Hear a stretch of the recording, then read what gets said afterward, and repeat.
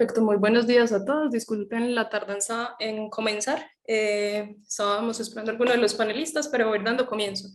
Buenos días, mi nombre es María Isabel Mora, soy residente de tercer año de Medicina Interna de la Universidad de Antioquia.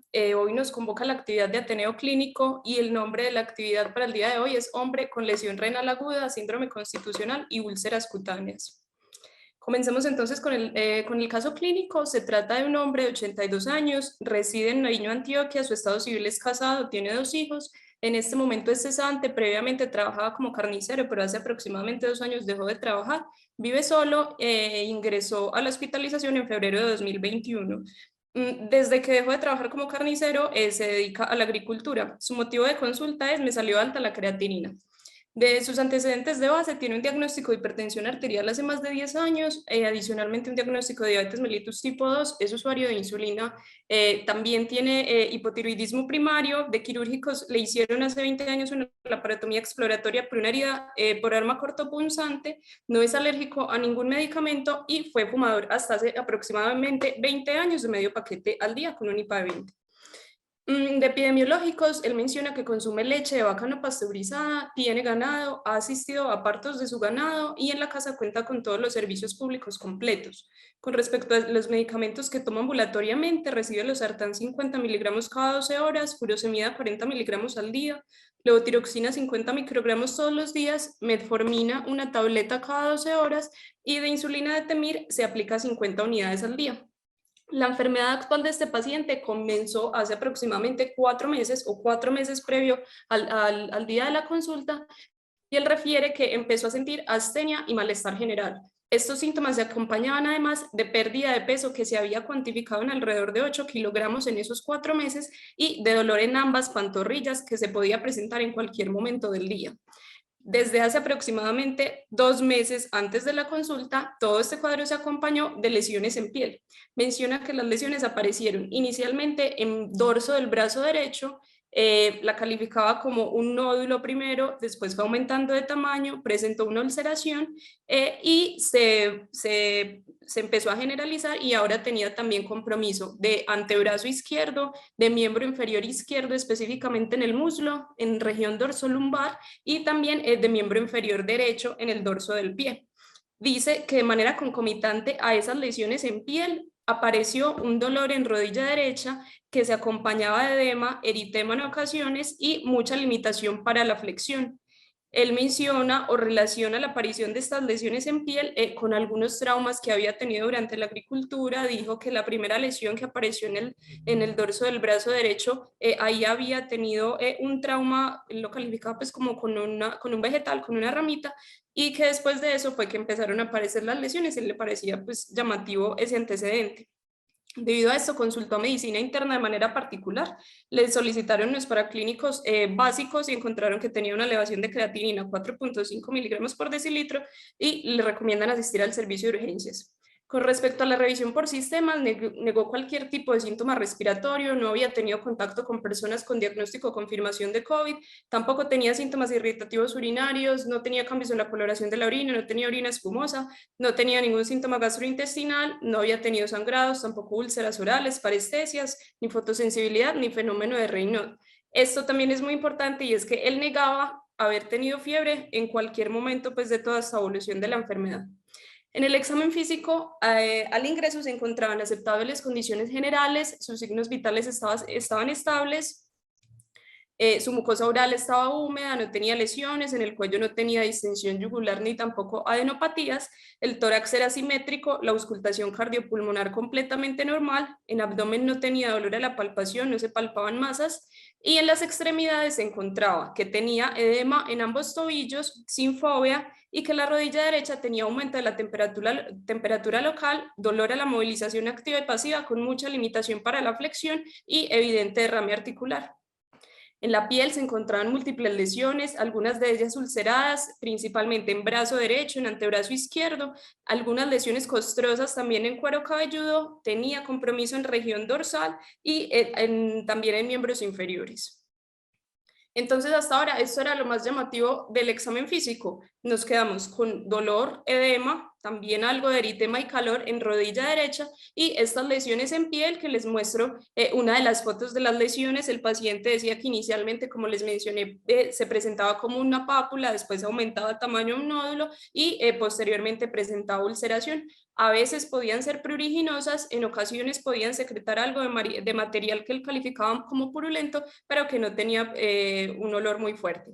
De estudios extrainstitucionales le habían solicitado una creatinina sérica que tuvo resultado de 4.7, una proteinuria en 24 horas pues que estaba en un rango de 105, también un uroanálisis con un sedimento completamente normal, la glicemia en ayunas era de 105 y en el hemograma destacaba una anemia pues muy leve, 11.9, era normocítica, leucocitos 10.700, con predominio de neutrófilos y unas plaquetas de 182.000. Tenía una PCR menor de 6, la TSH estaba en 6.2 y la hemoglobina glicada en 6.8. También le habían solicitado una ecografía de abdomen que fue completamente pues, normal, sin nada llamativo que pudiera explicar el cuadro, más que la referencia de una esteatosis hepática y algo de colelitiasis, pero sin colecistitis. Ya al ingreso por medicina interna se le solicitaron paraclínicos, nuevamente pues se evidenció la anemia leve, normocítica, leucocitos 7.400, predominio de neutrófilos, pero pues en rangos normales. Esta es unas plaquetas de 204.000, llamativo, nuevamente alteración de la función renal, 5.2 de creatinina, un BUN de 98, tenía un ácido úrico en 8.2, una PCR y una BCG completamente normales, en los gases arteriales destacaba que tenía una acidosis metabólica y dentro de su ionograma tenía un fósforo sérico de 5.2. El resto del ionograma era sin alteraciones, pues como lo vemos ahí arriba. La PTH fue normal, una ferritina de 1199. Se le solicitó entonces una ecografía renal y de vías urinarias para intentar clasificar si esa lesión renal que se encontró, pues se trataba de una enfermedad renal crónica porque no se conocía la creatinina de base del paciente, pues estaban más ante algo agudo. Se encontró que tenía unos riñones de tamaño, el derecho era de 10 centímetros, el grosor del parénquima, pues, o el grosor de cortical 11 milímetros, el izquierdo medía 12 centímetros y el grosor de la cortical de 8 milímetros en esta ecografía. Lo refieren como con cambios de nefropatía crónica, encontraron un quiste simple izquierdo y adicionalmente encontraron que tenía crecimiento de la próstata. Entonces, hasta ahora, como les mencionaba, tenemos un paciente con edema, o más bien con signos claros de inflamación en rodilla derecha, lesiones en piel y con una lesión renal aguda, que fue el examen que más le llamó la atención y que lo motivó a consultar. Con estos hallazgos quería hacerle preguntas al servicio de medicina interna. Inicialmente les preguntaría cuál es el enfoque de un paciente con lesión renal aguda y manifestaciones en piel. Y segundo, cómo se enfoca un paciente con monoartritis y compromiso cutáneo. Para responder estas preguntas nos acompaña el doctor Jairo Rivera, internista del Hospital San Vicente Fundación. Buenos días. Buenos días, doctor. Las preguntas que me hace María las traté de resumir en una presentación de diapositivas, María, las tienes ahí a la mano. Señor. Para eso intenté hacer una clasificación como hace uno en medicina interna por síndromes, porque es mucho más sencillo entender las cosas así. Entonces, para esto diseñamos esta diapositiva donde denominamos el síndrome piel-riñón. Ya tenemos piel-pulmón, riñón-pulmón, tenemos ahora piel-riñón, en el cual se enfoca el paciente a partir de la manifestación clínica inicial, que en este caso es la piel, teniendo en cuenta que el paciente puede presentar la lesión renal aguda derivada de una nefritis turointersticial o una glomerulonefritis como presentación renal. Pero en la parte de la piel vamos a tener que buscar ciertos hallazgos clínicos que son evidentes del examen físico, como puede ser la púrpura palpable, que nos puede sugerir vasculitis por IgA o de phenolphthalein, crioglucidemia, vasculitis ANCA, también infecciones graves como la meningococcemia diseminada y un dato muy importante, el uso de medicamentos. Otro puede ser el paciente que tenga fotosensibilidad y puede ser por lúpulo eritematoso sistémico, medicamentos también, engrosamiento cutáneo que nos puede sugerir una crisis renal esclerodérmica, obviamente con otros hallazgos del examen físico y de laboratorio.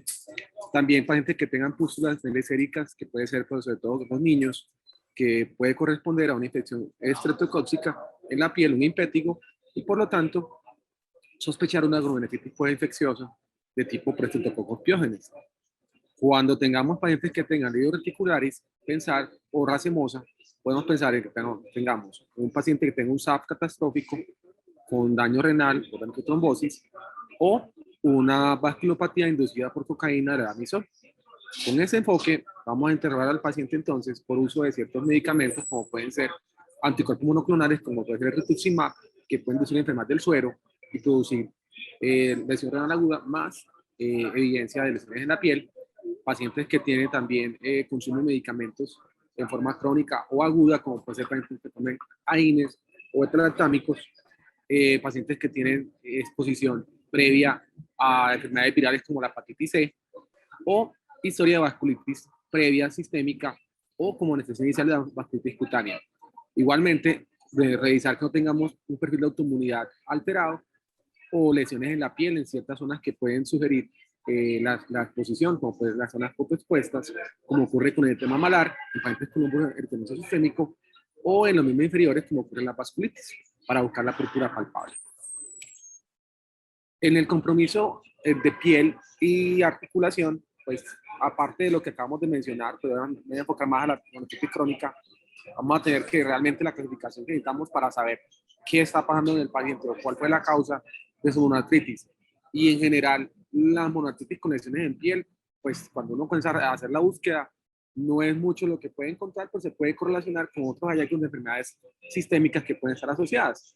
Entonces podemos tener un paciente que tenga una monoartritis que no sea crónica, que no sea no inflamatoria, y por lo tanto buscar historia de trauma o fracturas por estrés, o un trauma previo en la extremidad, una ruptura de un menisco si corresponde a una rodilla, una artritis en el caso de que tengamos degeneración articular, también pacientes que tengan hemartrosis por uso de anticoagulantes o enfermedades que alteren la coagulación, como ocurre en las hemofilias, o una enfermedad inflamatoria que puede ser dada por una infección de cualquier tipo de microorganismo, como bacterias, hongos, micobacterias, espiroquetas, que pueden generar monoartritis. Siendo esta última, la espiroqueta, muy importante la sífilis, debido a que hay pacientes con monoartritis crónica que se asocian con sífilis y lesiones en la piel, que pueden ser varias las manifestaciones del secundarismo sifilítico o las lesiones terciarias de la sífilis.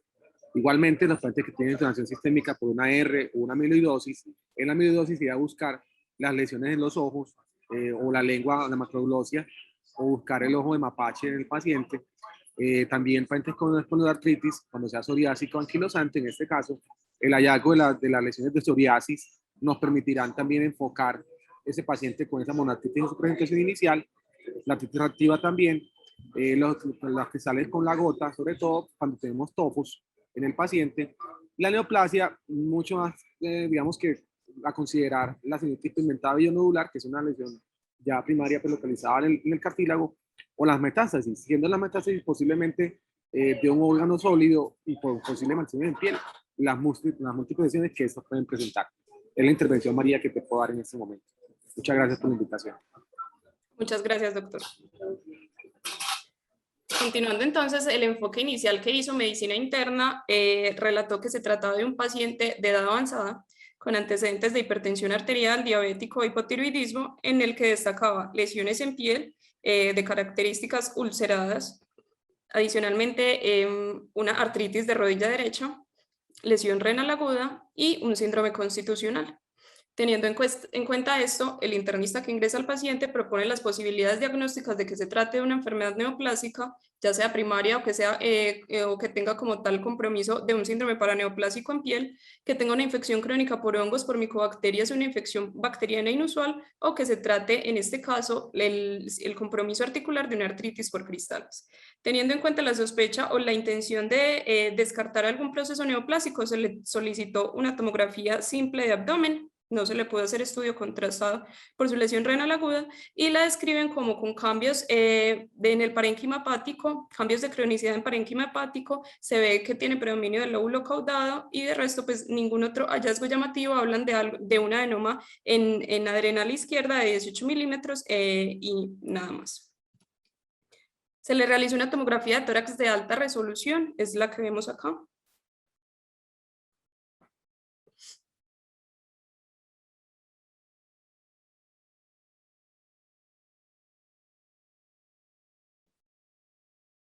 Fue descrita como con cambios por atrapamiento aéreo y como tal sin lesiones que sugieran alguna neoplasia sólida.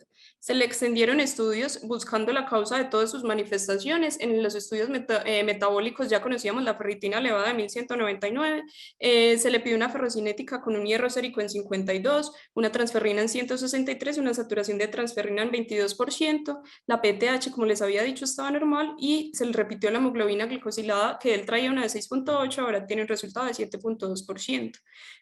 Se le había pedido, alguien había pensado que se podía tratar de una vasculitis de pequeño vaso, se le pidieron algunos autoanticuerpos, se le pidieron ANCAs que fueron negativos, también él traía unos resultados de unos ANA que eran negativos, se le pidió complemento, también fue completamente normal, las crioglobulinas fueron normales, las inmunoglobulinas séricas fueron normales y la electroforesis de proteína tenía una elevación de la IgG. En el perfil infeccioso tenía patotropos negativos, VIH negativo y un BDRL que también fue negativo. Se le solicitó una ecocardiografía transtorácica considerando que todos estos hallazgos pudieran estar relacionados con endocarditis infecciosa y se encontró completamente normal. Solamente el hallazgo llamativo era que tenía una aurícula izquierda severamente dilatada, pero por lo demás sin vegetaciones, sin ningún otro hallazgo. Adicionalmente, teniendo en cuenta la artritis de rodilla derecha, se le solicitó una ecografía articular y se encontró que tenía una fusión articular con sinovitis de origen por esclarecer y pues ellos mismos sugieren que se pueda realizar una artrocentesis. Entonces, hasta ahora, teniendo en cuenta todos estos hallazgos, se solicitó valoración por dermatología. Dermatología evalúa al paciente, ellos mismos nos propician estas imágenes de las lesiones y las califican como unas lesiones ulceradas. En el brazo derecho califica que tenía 4 lesiones ulceradas que tenían a confluir. Adicionalmente, las lesiones de las que les hablaba muy similares que se encuentran en la región dorsolumbar, estas serían las del miembro superior, referían que algunas de ellas tenían secreción purulenta escasa y que cuando se limpiaba, cuando ya no tenía la secreción purulenta, se podía ver tejido celular subcutáneo y esa sería también la del otro miembro superior. Tenía lesiones en cuero cabelludo y tenía esta lesión en abdomen. De las lesiones en miembro inferior era llamativo que tenía una predominante y adicionalmente tenía otras dos que venían ascendiendo y que de alguna manera se podría interpretar como que seguían una línea linfática. Esta es un poco más cerca. Entonces, teniendo en cuenta estas lesiones y esta descripción, le quería realizar preguntas al servicio de dermatología. Inicialmente, ¿qué entidades pueden causar las lesiones descritas por el paciente? También les quería preguntar el factor exposicional descrito por él, pues primero que se tratara de un paciente agricultor y segundo esos traumas que él refería ocasionales con vegetación o durante su práctica, si cambia o amplía las sospechas diagnósticas. Para responder estas preguntas nos acompaña la doctora Natalia Giraldo, residente de dermatología. Entonces, desde dermatología, al ver este paciente con esta historia clínica, estos hallazgos al examen físico, con estas lesiones en piel que eran crónicas, llevaban más de 4 meses de evolución, teniendo en cuenta la procedencia del paciente y su ocupación, lo podemos enfocar dentro del síndrome de la úlcera verrucosa tropical y además nos llamaba mucho la atención esas lesiones que tenía en el miembro inferior que seguían un trayecto linfático, por lo cual también se puede adicionar el enfoque del síndrome linfocutáneo de causa infecciosa dermatológica. Estas dos entidades tienen en común varios de los agentes etiológicos que, como los vemos acá en la tablita, los podemos clasificar en entidades que pueden ser causadas por hongos, bacterias, micobacterias y parásitos. Dentro de los hongos, entonces, tenemos principalmente la esporotricosis, la paracoccidioidomicosis, que ahí no aparece, la cromoblastomicosis, las bacterias, podemos tener la anocardiosis, dentro de micobacterias podemos tener la misma tuberculosis cutánea o las micobacterias no tuberculosas, y dentro de los parásitos nos podrían dar un cuadro similar, la leishmaniasis.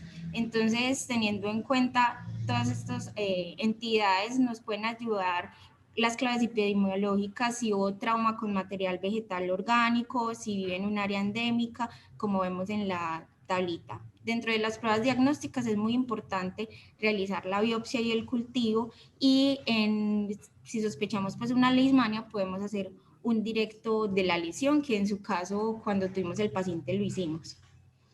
Siguiente, María. Entonces, en las diferentes entidades tenemos la esporotricosis, nos podría dar lesiones similares como unas placas eritematoviolaceas infiltradas, algunas de ellas se pueden ulcerar en la superficie, podrían tener costras hemáticas o podrían algunas dar una apariencia verrucosa como algunas de las que tenía nuestro paciente. Generalmente se describen lesiones cutáneas que son localizadas, una esporotricosis cutánea fija o una linfática siguiendo los trayectos linfáticos como lo vemos en las imágenes, pero también algunas pacientes podrían desarrollar algunas lesiones diseminadas como lo vemos acá pues en la foto de esta paciente. Siguiente, por favor.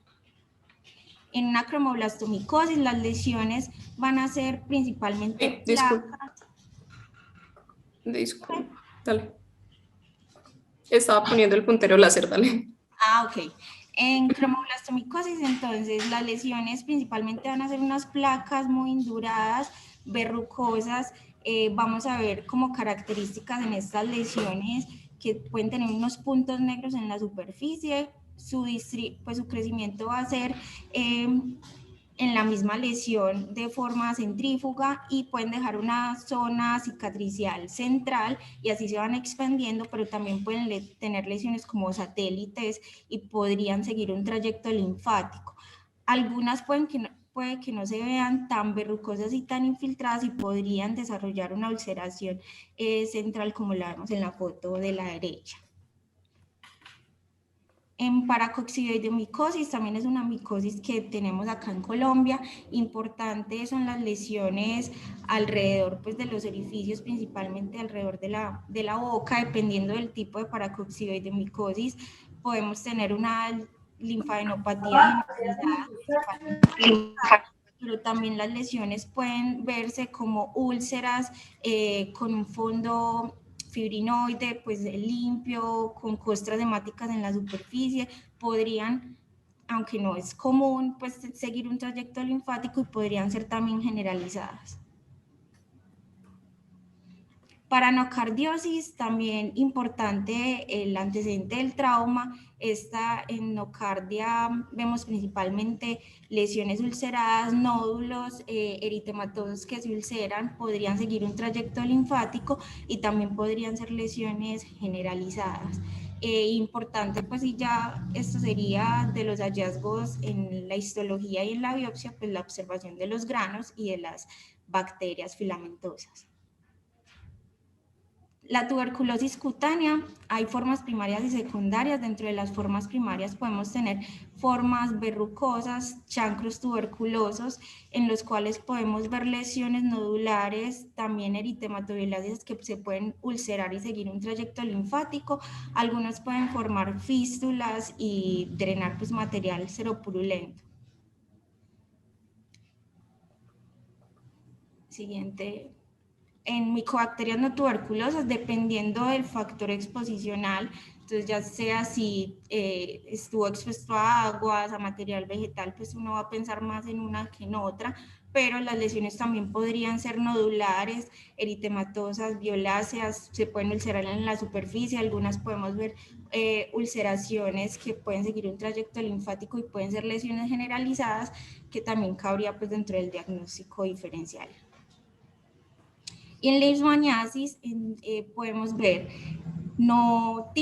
pues lo que vemos típicamente es la úlcera aislada, pero también pueden haber presentaciones que siguen un trayecto linfático, como la que vemos en esta foto de la izquierda, donde tenemos primero una lesión ulcerada, luego los nódulos siguiendo ese trayecto, nódulos eritematosos o violáceos que después pueden ulcerarse y formar lesiones con similares características.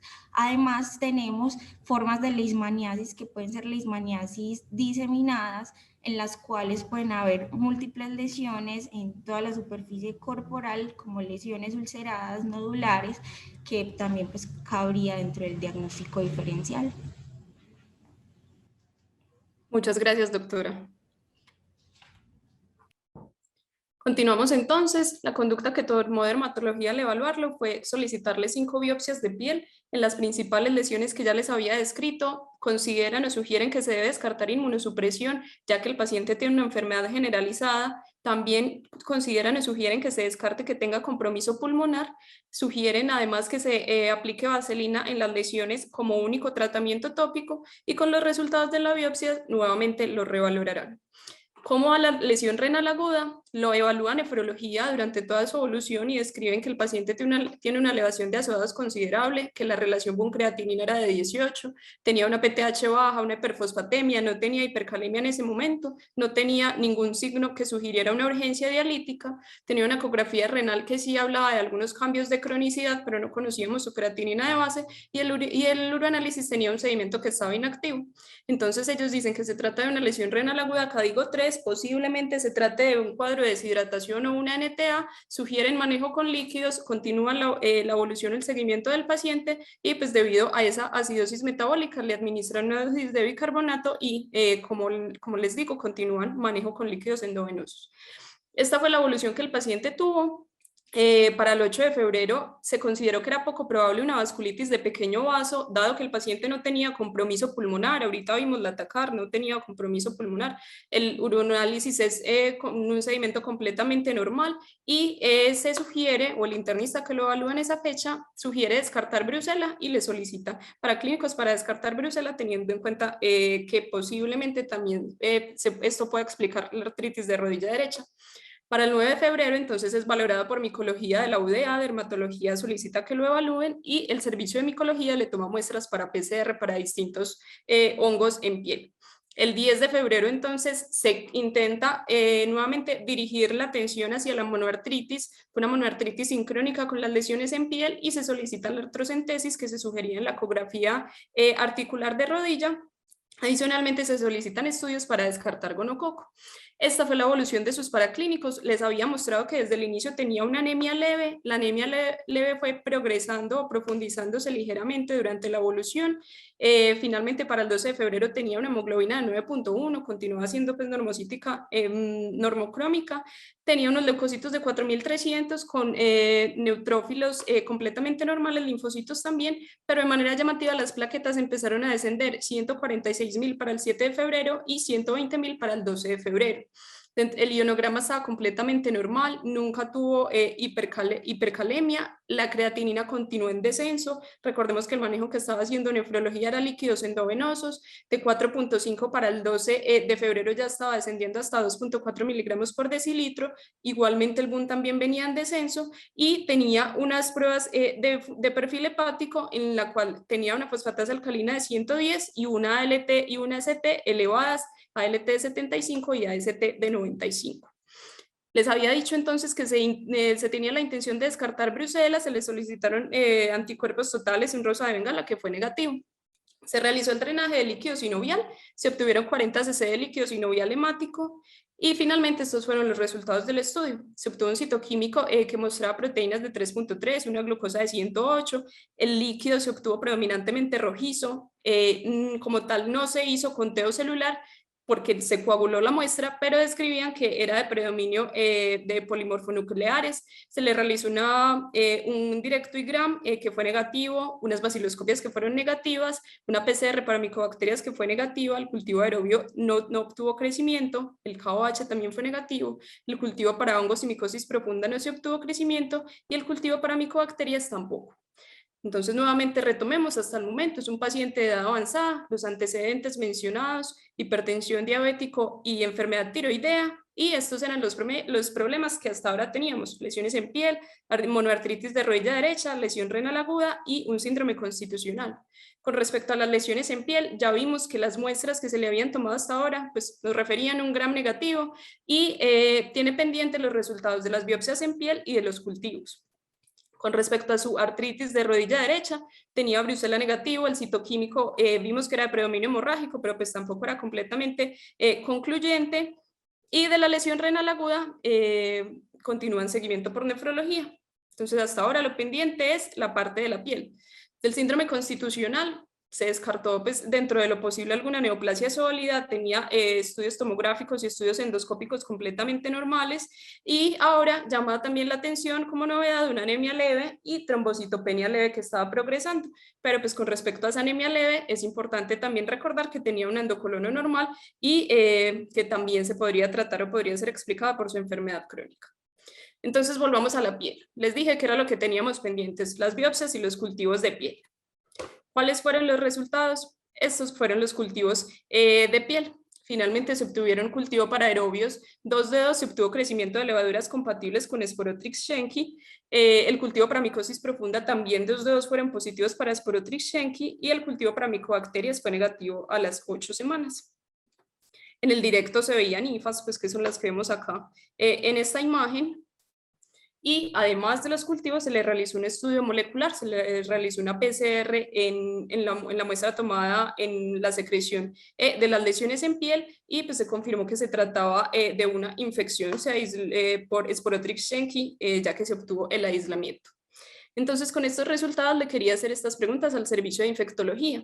¿Cómo se confirma el diagnóstico de un paciente con una sospecha de esporotricosis? ¿Podrían las manifestaciones orgánicas de este paciente, es decir, las distintas a las manifestaciones en piel, explicarse por una esporotricosis? Y en caso de confirmarse algún otro compromiso cutáneo diferente a los que hasta ahora estamos, extracutáneo diferente a los que hasta ahora estamos sospechando, ¿cambiaría el tratamiento en el paciente? Para responder estas preguntas nos acompaña la doctora Diana Moncada y creo que ya está como panelista. Doctora, bienvenida. Hola a todos, hola María Isabel, ¿cómo estás? Bueno, bien, con respecto a la primera pregunta, la doctora Natalia hizo un abordaje muy bonito de cuáles son las lesiones cutáneas que tienen un patrón esporotricoide, que son las que se nos piensan o que vienen a la cabeza siempre en el diagnóstico diferencial de la esporotricosis, aunque eventualmente esporotrix puede causar lesión única, no necesariamente el patrón esporotricoide. Pero entonces lo primero, la sospecha clínica de las lesiones cutáneas, en la mayoría de los casos o en el 75-80% de los casos la presentación es linfocutánea. Eso quiere decir que son lesiones cutáneas múltiples que suelen seguir el trayecto de los nódulos linfoides y por eso mencionamos, o sea, caracterizada como un referente como patrón esporotricoide, y estas lesiones pueden ulcerarse o no, o puede tener algún tipo de secreción de diferentes características. Entonces lo primero es que ese es el cuadro clínico más frecuente, que va a predominar en el 80% de los casos, y en ya en el resto vamos a tener lesiones únicas y solamente en un 5% de los casos vamos a tener lesiones por fuera de la piel. ¿Listo? Segundo, son los factores exposicionales. Recuerden que en infectología, pues en muchas enfermedades es muy importante saber la epidemiología del paciente, pero en infectología en relación a qué se expone el paciente. Y esta paciente tiene unas claras exposiciones ambientales que son las fuentes más importantes. Recordemos que Sporotrix ingresa por inoculación traumática con material vegetal en la mayoría de los casos. Ese es, digamos, el grueso de las esporotricosis que tenemos en nuestros campesinos, son las personas que hacen paseos pues en caminatas, pero recordemos que como también tenemos otros reservorios que se volvieron muy importantes, que son los gatos, la siguiente evento más frecuente es la transmisión de esporotricosis a partir de los gaticos. Entonces ahí tenemos que discernir el factor de riesgo epidemiológico. Entonces, cuando usted tiene una lesión sospechosa con un factor de riesgo epidemiológico, pues entonces ya usted sabe que tiene que ir a cultivar o que tiene que ir a tomar. Entonces, en los métodos diagnósticos siempre será el cultivo del gol estándar. Realmente los cultivos dan buen rendimiento. Se debe hacer un cultivo a diferentes temperaturas. Cuando nosotros hacemos los cultivos de hongos convencionales, se hacen a temperaturas un poco más bajas porque tú buscas que la forma micelial, que es la forma pues, que permita que se vea las hifas, que se vean los micelios, y posteriormente subcultivamos eso para que se puedan ver las levaduras a temperaturas más altas. Recordemos que Sporotrix es un hongo dimórfico y que en el ambiente está en forma de micelio y que en el cuerpo está en forma de levadura, y esa es la manera más fácil de documentarlo en un cultivo, cómo se hace esa transformación a una temperatura más baja y luego a una temperatura más alta. Como este es un proceso demorado, entonces si juntamos los hallazgos de la histopatología, que en general son granulomas, y los granulomas tienen una característica muy bonita descrita en esporotricoide, que es el fenómeno de Splendor-Hopley, que es la presencia de una levadura que está rodeada de un material eosinofílico y eso es, digamos, muy característico de esta enfermedad. Entonces, la histopatología, en la que también podemos buscar las tinciones, donde podemos encontrar levaduras, el rendimiento de estas tinciones en los cultivos, en las patologías, perdón, es variable, puede ser bueno, digamos del 40%, pero eso mucho depende de la carga de hongos que tenga el paciente en esa muestra. Hay otros mecanismos de diagnósticos que tú los mencionaste ahorita, están las PCRs, y dentro de las PCRs yo tengo, digamos, dos tipos. Tengo unas PCRs que lo que hacen es secuenciar unas secuencias conservadas en todos los hongos, que son especialmente secuenciar el espaciador interno, y ya con eso, luego de que lo secuencio, puedo encontrar cuál es la especie del hongo, o puedo hacer PCRs un poco más dirigidas, como la que se le hizo a este paciente, que es una especie dirigida para Sporotrix como tal. Recordemos que siempre pensamos en el Schenki, pero que hay otras 5 especies de Sporotrix. La quitinasa es muy característica de Sporotrix, entonces digamos que esta es una PCR que trata de buscar esporotricosis y clasificarlo. Y tenemos otras que son universales y que lo que hacen es sacar secuencias conservadas en todos los hongos y hacer la amplificación. El problema de estas técnicas es que requieren, digamos, laboratorios de alta tecnología y que no están ampliamente disponibles. Realmente en nuestro medio tenemos 2 laboratorios que lo pueden hacer, que es la Universidad de Antioquia y la CIP, pero son herramientas a utilizar y no hay kits comerciales para eso, todas son hechas in-house. Bueno, y finalmente hay otras herramientas diagnósticas que en la clínica casi no las usamos. La serología, que es más para estudios de seroprevalencia, y se utiliza una prueba similar a la tuberculina, que lo que busca también es mirar si hubo alguna exposición a Sporotrix, y es de las pruebas que más sensibilidad tiene. Finalmente, si yo tomo un cultivo con su misma tinción, con un KOH, ¿cierto? Ese KOH puede ser sensible entre un 15 a 30% también, lo junto con el cultivo.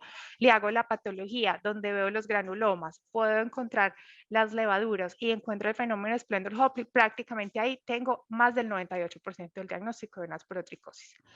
Con respecto a que las manifestaciones orgánicas podrían explicarse por la esporotricosis, digamos que ya en retrospectiva la manifestación orgánica, digamos, renal, pareció ser atribuida pues a otra patología.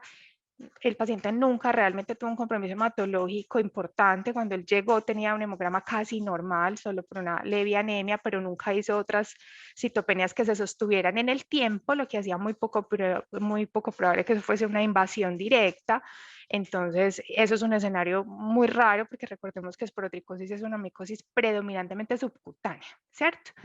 Entonces, cuando ella invade, realmente lo hace en escenarios muy especiales, en hospederos supremamente inmunocomprometidos. Se han descrito meningitis, se han descrito neumonía, pero esos son en pacientes con SIDA avanzado o con otro tipo de inmunosupresión como trasplantados. Este paciente tenía una manifestación cutánea diseminada. ¿Qué le favoreció la manifestación cutánea diseminada? La diabetes está descrita como un factor de riesgo para enfermedad cutánea diseminada, porque el problema de la inmunidad innata está, digamos, muy a flor de piel en un paciente diabético mal controlado. Entonces, yo creo que la única manifestación que podríamos decir que puede estar en relación es la artritis. Y aún así, digamos que el estudio de la artritis fue más o menos incompleto, porque no tenemos un buen recuento celular, no está muy claro que realmente sea una artritis séptica. Tenía una glucosa conservada en el líquido, aunque no sé cómo tenía la glucosa sérica en ese momento, pero tenía una glucosa más o menos conservada en el líquido. Entonces, es como el único hallazgo que podría, en mi concepto, poder seguir siendo atribuible a la esporotricosis.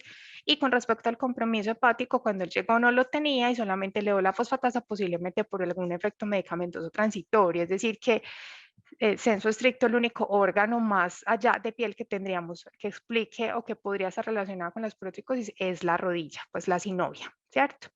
Y con respecto al tratamiento, digamos que el itraconazol, hay otros tratamientos que se han abandonado en el tiempo por su toxicidad, pero el itraconazol es la terapia de elección en la esporotricosis.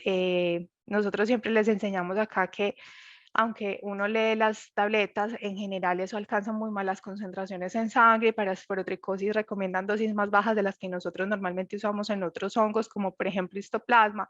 Entonces, si a eso lo sumamos, aunque las tabletas son medicamentos de muy mala absorción y biodisponibilidad, pues realmente esto también explica muchos cursos no satisfactorios de pacientes que nosotros hemos visto tratados. Entonces, la cuña es tratar de optimizar el antifúngico, idealmente en presentación jarabe, o si usted va a utilizar tabletas, entonces haga medición de niveles para estar seguros que realmente el paciente está teniendo un adecuado tratamiento.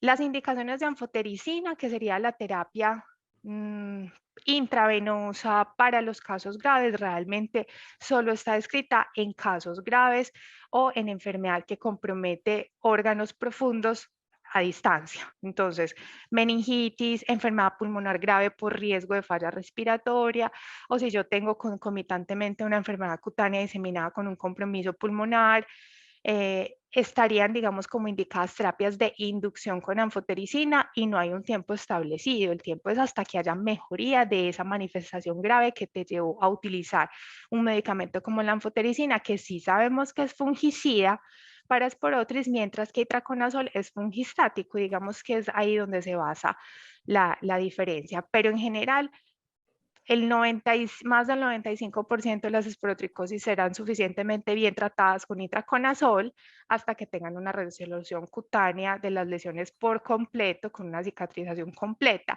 y solamente una minoría con enfermedades amenazantes de la vida puede requerir tratamiento con anfotericina. Muchísimas gracias, doctora. Hola, María.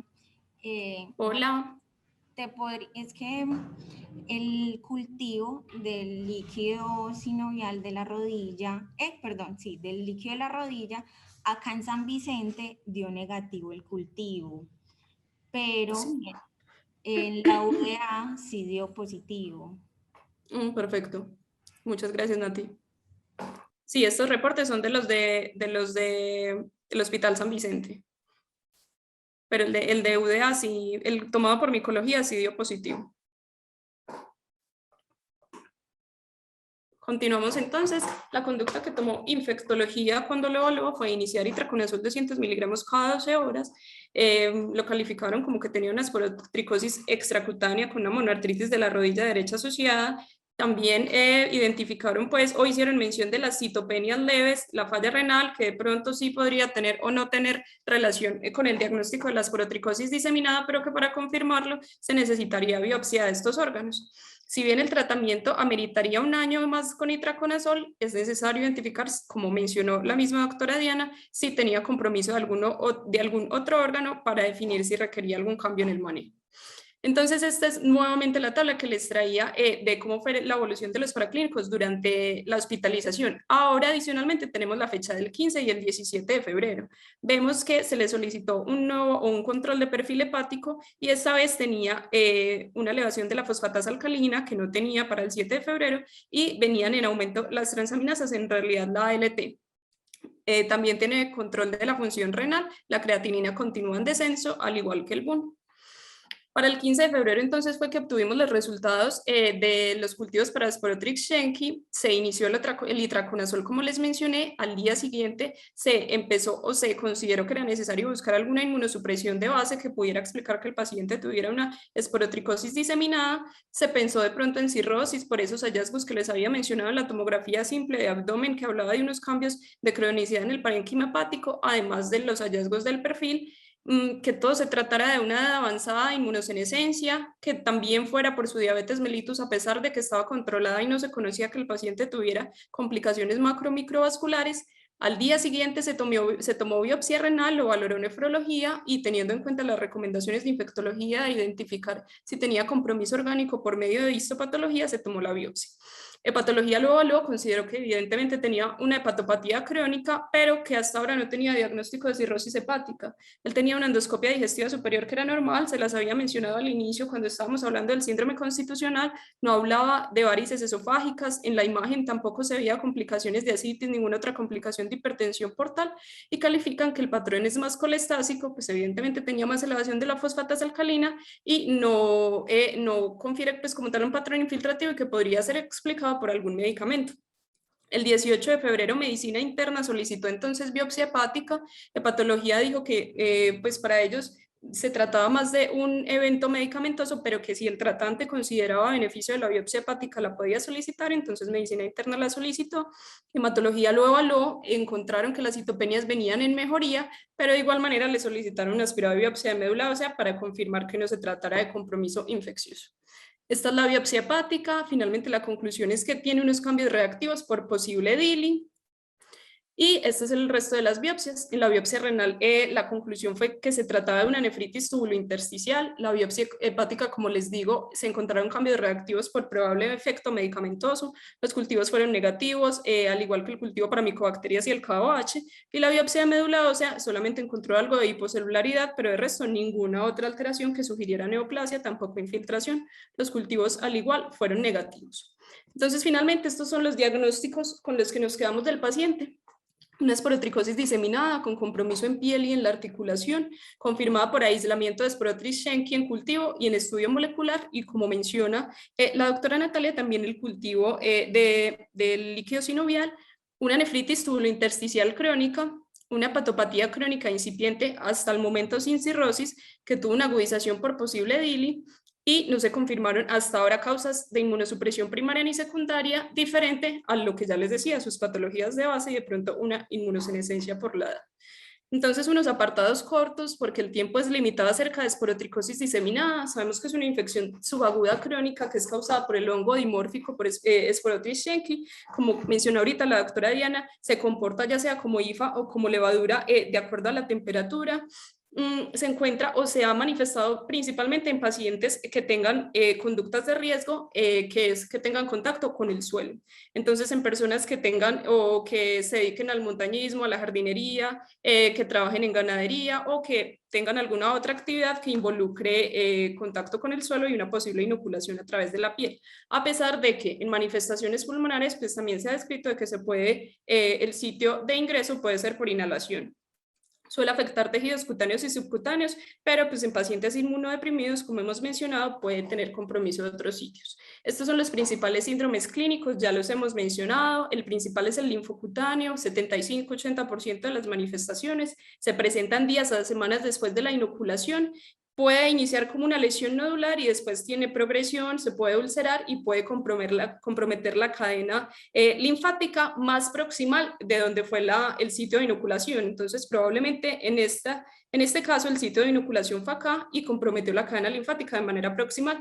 Este sería un compromiso fijo aislado en el cual no tiene diseminación linfangítica, sino que se trata más de una lesión crónica que permanece, que en ocasiones puede exacerbarse o ulcerarse más y nuevamente persistir, y en caso pues de que el paciente no reciba tratamiento va a continuar ahí. El otro compromiso es el pulmonar. Se encuentra o está más reportado en pacientes con antecedente de POC o algún grado de inmunosupresión. Los síntomas y las manifestaciones radiológicas son muy similares a una tuberculosis. Los síntomas van desde un síndrome constitucional con pérdida de peso, también pueden manifestar diaforesis nocturna, también manifiestan pues, la misma tos, en ocasiones hemoptisis, esputo purulento, y las radiografías, este es un ejemplo, muestran hallazgos que pueden ser similares a los de tuberculosis. Pueden tener cavitaciones de predominio en lóbulos superiores, pueden ser unilaterales o bilaterales. Entonces, el principal diagnóstico diferencial va a ser infección por TB. También se debe tener en cuenta infección por algún otro hongo, como por ejemplo histoplasmosis, o que se trate de un paciente con un diagnóstico de sarcoidosis. El síndrome osteoarticular en realidad es menos frecuente que estos dos que les acabo de mencionar, se describe más en pacientes con inmunosupresión o con antecedente de alcoholismo y pues se suele dar por diseminación hematógena, aunque también puede ser por inoculación local directa. Puede comprometer una o varias articulaciones. La principal articulación que compromete es la rodilla, como en el caso de nuestro paciente, pero también se ha descrito en codo, muñeca o tobillo, y es más frecuente que hagan compromiso como tal de artritis y no con osteomielitis. Cuando tienen osteomielitis, usualmente es porque también tenían compromiso articular y pues por continuidad tuvo infección ósea. Y la diseminada es poco común. La diseminada puede ser o diseminada cutánea o con compromiso pues, orgánico, como en el caso de nuestro paciente. Se presenta o está más descrita en pacientes con HIV o con algún otro grado de inmunosupresión. Hay muchos o hay una serie de reportes de casos en pacientes con trasplante renal y pues, se ha descrito compromiso orgánico en muchas partes del cuerpo, en pericardio, en ojo, en mama, en epidídimo, en vaso, en hígado, en médula ósea, y de manera llamativa.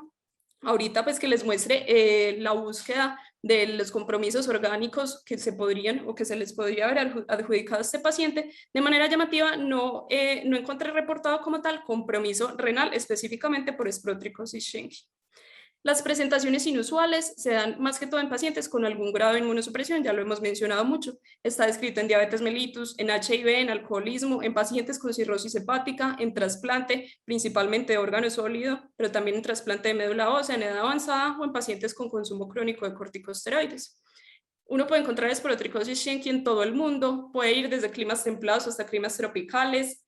Hay algunos lugares pues, donde es más endémica, algunas zonas remotas de Perú, en China, aunque se describe más en transmisión en niños. En Brasil hay como tal un foco, hay un reporte de un brote principalmente pues, transmitido por gatos, aunque en este caso el hongo se trata es de un Sporotrix brasiliensis, y la incidencia está aumentando debido a la aparición, como les digo, de Sporotrix brasiliensis. Entonces hay muchos más reportes de casos en Brasil.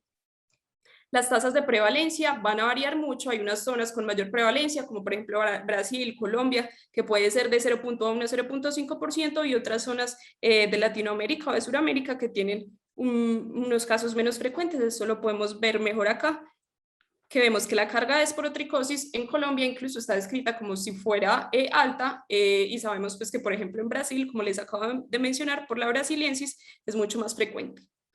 En los casos de esporotricosis diseminada les quise traer este estudio. Es un estudio de Brasil de más o menos 304 pacientes con esporotricosis, algunos de ellos por transmisión zoonótica, por lo que les mencionaba ahorita, de la transmisión de los gatos, y ellos describieron cómo era la frecuencia de las manifestaciones sistémicas o cuáles síndromes tenían los pacientes. De manera llamativa, ellos encontraron que el cutáneo localizado era más frecuente en el reporte de ellos. Recordemos que ahorita mencionábamos que el cutáneo difuso o el linfocutáneo podía representar hasta el 75% y el localizado un 20%, pero en esta serie encontraron que el cutáneo localizado era más frecuente, el linfocutáneo o el de diseminación linfangítica estaba en segundo lugar, y la forma diseminada pues evidentemente era más infrecuente. Es posible que este comportamiento diferente pues sea porque en Brasil, como les mencionaba, hay un brote pues de Sporotrix brasiliensis. El diagnóstico, ya la doctora Diana profundizó mucho en él. Sabemos que que el cultivo sería el gold estándar, que tiene mayor sensibilidad que el resto de estudios. Y del tratamiento, pues se va a basar más que todo en itraconazol, 200 miligramos 2 veces al día. En el caso de nuestro paciente que tenía compromiso osteoarticular, en lesiones cutáneas no complicadas, pues la ITSA recomienda 200 miligramos al día, pero también ya escuchamos la dificultad para llegar a unas dosis adecuadas del medicamento en la lesión. Y pues en manifestaciones ya que comprometan la vida, por ejemplo la esporotricosis meningia, entonces tenemos descrito la anfotericina B, en este caso liposomal si es posible, ya que la de oxicolato pues tendría más riesgo de neurotoxicidad. Les voy a mostrar rápidamente, quise hacer búsqueda en el caso de nuestro paciente. Como les dije, no encontramos pues alguna otra causa de inmunosupresión diferente a su antecedente de diabetes mellitus y quizás una patopatía. Sí, ¿qué tan frecuente es encontrar una esporotricosis diseminada en pacientes inmunocompetentes? En realidad es pues, bastante infrecuente. Lo que encontré fue reportes de casos. Entonces, en este caso reportaban un paciente completamente inmunocompetente con una esporotricosis diseminada cutánea y con las lesiones pues, que vemos acá descritas. También un reporte de caso de un paciente que tenía esporotricosis cutánea y también manifestaciones articulares, pero lo califican como inmunocompetente a pesar de que refería a un antecedente importante de alcoholismo y sabemos que ese es un factor de riesgo. Hice una búsqueda de cómo se podía asociar entonces la esporotricosis con el alcoholismo, con la cirrosis. Solamente fueron 31 resultados, de los cuales muy pocos eran útiles o reportes de caso, y esporotricosis y cirrosis solamente eran 7, y les quise traer pues estos dos. En realidad les quise mostrar las lesiones de este. Es un paciente con cirrosis hepática, pues teniendo en cuenta que nuestro paciente de pronto sí podía tener un grado de hepatopatía de acuerdo a lo que calificó de patología, y la cirrosis hepática se comportó como el desencadenante de la inmunosupresión para que el paciente hiciera manifestaciones sistémicas y no solamente una esporotricosis localizada. Este es nuestro paciente, las imágenes después de 4 meses de itraconazol. Entonces vemos pues como las lesiones, por lo menos en el brazo, que era donde tenía las lesiones más ruidosas o las que más llamaban la atención, ya están casi que completamente resueltas, y esta también del miembro inferior. Mensajes para llevar a casa. Quería destacar la importancia de la anamnesis y del examen físico. En este caso fueron las claves diagnósticas para el enfoque. No olvidar los factores epidemiológicos, las condiciones de la vivienda, recordar que la referencia del paciente, a qué se dedicaba y de los factores exposicionales aportó mucho a llegar al diagnóstico, y en este caso pues a cerrar las posibilidades etiológicas de todo lo que está manifestando. La esporotricosis diseminada y extracutánea es una entidad rara, pero la debemos tener en cuenta. Recordemos pues que uno no diagnostica lo que no conoce, entonces siempre pensar en ella cuando hay factores exposicionales, unas manifestaciones que nos lo puedan sugerir, y no solo lo vamos a encontrar en individuos con inmunosupresión, también se puede encontrar en pacientes inmunocompetentes, entonces pues no la debemos descartar. Muchas gracias a todos por la atención y a los profesores por su asesoría y participación. Quedo atenta a preguntas o comentarios. La doctora Adriana había levantado la mano. La doctora Adriana Hola, Vanegas. doctora. Sí, voy a ponerla de panelista. Hola, doctora, ya puede hablar. Hola, buenos días. Buenos ¿Sí días. me oyes, María? Eso. Sí, señora. Bueno, primero felicitaciones por la presentación. Gracias, profe. El caso muy interesante, muy buen reto diagnóstico. 3 comentarios. Uno, que lo resaltaste al final, una anamnesis detallada con una revisión por sistemas sistemática y un examen físico hecho con tiempo y no a la carrera, son fundamentales para la mayoría, pues, sino todos los enfoques que nosotros tenemos, a los que tenemos que enfrentarnos como médicos y como internistas. Porque de ahí es que vamos a empezar, pues, como a definir qué exámenes pedir y cómo interpretar los resultados. Segundo, la monoartritis de este paciente. Entonces, recordar, monoartritis crónica, siempre, siempre, siempre infección hasta que a mí me demuestren lo contrario, especialmente yéndonos hasta biopsia sinovial. Principalmente pensar en tuberculosis, que es lo que más frecuentemente tendríamos y a lo que casi siempre apuntamos a descartar, pero los hongos son el segundo renglón de esa lista en esas tablas.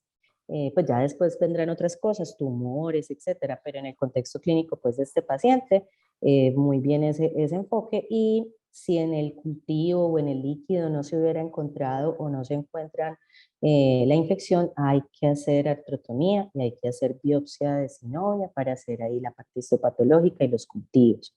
Ese es el paso a seguir después de la artrocentesis. El mensaje de la artrocentesis es, si lo van a mandar guiado por ecografía, insistir, mandar decir, mandarle la razón a los radiólogos porque ellos no caen en cuenta. Hay que ponerle siempre 1 centímetro de heparina para que no se coagule, para que no perdamos el diferencial. Cuando hay un coagulito, por chiquito que sea, ya no nos reportan el diferencial y se pierde. Lo otro es que este paciente estaba infectado a pesar de que los reactantes de fase aguda no estaban elevados, y que acuérdense que incluso en ausencia del antecedente de trauma por diseminación hematógena, pues como dice María Isabel, se podía haber presentado. Y eso pues también genera los retrasos en el diagnóstico. Y muy interesante ya para que complementen las lecturas con los síndromes de artritis dermatitis, que era lo que tenía este paciente. Entonces la infección gonocócica diseminada, y bueno, y ya de ahí en adelante otras cosas muy interesantes. Felicitaciones y muchas gracias por el caso tan interesante. Muchas gracias, doctora. Sí, yo creo que muy bien, María, hiciste una muy buena revisión y me parece muy pertinente el comentario de Adri. Digamos que hasta que yo pues revisé la historia no había documentación del cultivo positivo de Sporotrix en la synovia y sí, o sea, digamos que si eso hubiese sido así, que efectivamente el cultivo había sido negativo al menos para el hospital, el paciente debió haberse ido entonces con una artrotomía encima, con patología para usted poderle hacer el diagnóstico. No sé si cuando el paciente se fue, los médicos que lo habían visto supieron pues que ya el cultivo era positivo. Pero si no, pues digamos que la enseñanza es que debía haberse hecho una artrotomía. Pues, pero claro que ya tenían la esporotricosis aísla, pues en otra parte, ¿cierto? O sea, ya creo que en piel fue que tenían todas esas formas del hongo. Sí, de Pero pronto, para efectos de diagnóstico, pues de duración del tratamiento, Adri, ya, ¿cierto? Porque, o es yo no sé, pues importante, obviamente sí. tú eres la reumatóloga y eres la autoridad en esto, pero pues nosotros hemos tenido pacientes, ¿cierto? Que vienen y que se enferman y tienen episodios de artritis en la hospitalización, aunque a mí no me queda tan claro si eso era tan crónico, la Ya, artritis, me aclaras un poquito, María Isabel, si es que sí era muy crónica.